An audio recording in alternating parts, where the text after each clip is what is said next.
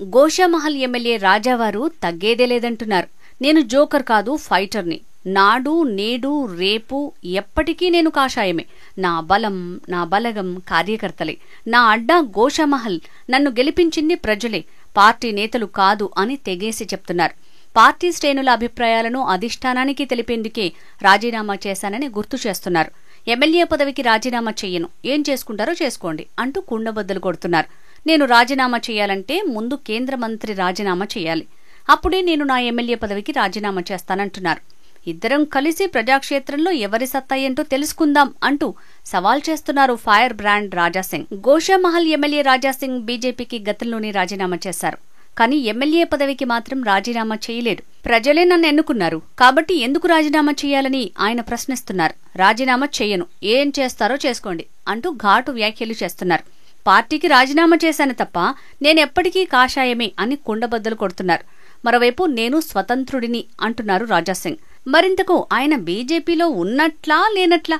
రాజాసింగ్ ఆయనకు ఆయనే తెలియని అయోమయ పరిస్థితిలో ఉన్నట్లున్నారని కొందరు రాజకీయ విశ్లేషకులు అభిప్రాయపడుతున్నారు. తెలంగాణ బీజేపీలో కార్యకర్తలకు అన్యాయం జరుగుతోందని, దాని విషయమే అధిష్టానం పెద్దలకు తెలియజేయాలనే ఆలోచనతోనే పార్టీకి రాజీనామా చేశానని రాజాసింగ్ చెప్తున్నారు. కానీ కొందరు రాష్ట్ర నేతలు నాపై ఢిల్లీ పెద్దలకు ఉన్నవీ లేనివి చెప్పి పార్టీకి దూరం చేశారని ఆరోపిస్తున్నారు. ఇప్పటికీ బీజేపీ పెద్దలు నాతో టచ్లో ఉన్నారని, వారు పిలిస్తే మళ్లీ పార్టీలోకి వస్తానని స్పష్టం చేస్తున్నారు. కానీ అదే సమయంలో రాష్ట్ర పార్టీలో జరుగుతున్న విషయాలను పెద్దలకు చెప్పిన తర్వాతే బీజేపీలోకి వస్తానంటూ ఓ చిన్న మెలిక పెడుతున్నారు. దీంతో ఎమ్మెల్యే ఏం మాట్లాడుతున్నారో, ఎప్పుడేం చేస్తారో ఆయనకే అర్థం కాని పరిస్థితిలో ఉన్నారని పార్టీ శ్రేణుల నుంచి వినిపిస్తున్నమాట. ఈ క్రమంలో బీజేపీ కొత్త కమిటీపైన రాజాసింగ్ ఆరోపణలు చేశారు. దీనికి కమలం పార్టీ నేతలు కూడా అదే స్థాయిలో కౌంటర్ అటాక్ చేశారు. వెంటనే ఎమ్మెల్యే సైతం ప్రెస్ మీట్ పెట్టి మరీ బీజేపీ నేతలపై తీవ్రస్థాయిలో సంచలన వ్యాఖ్యలు చేశారు. ఇప్పుడున్న కమిటీలో అందరూ బీజేపీ కార్యకర్తలే కానీ వీరితో పార్టీ అధికారంలోకి రాదని ఆరోపించారు.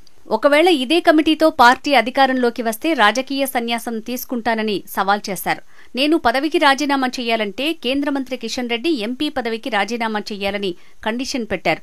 ఇద్దరం ఎన్నికల్లో పోటీ చేద్దాం, ఎవరు గెలుస్తారో చూద్దాం, అప్పుడే ఎవరి సత్తా ఏంటో తెలుస్తుందని తేల్చి చెప్పారు రాజాసింగ్.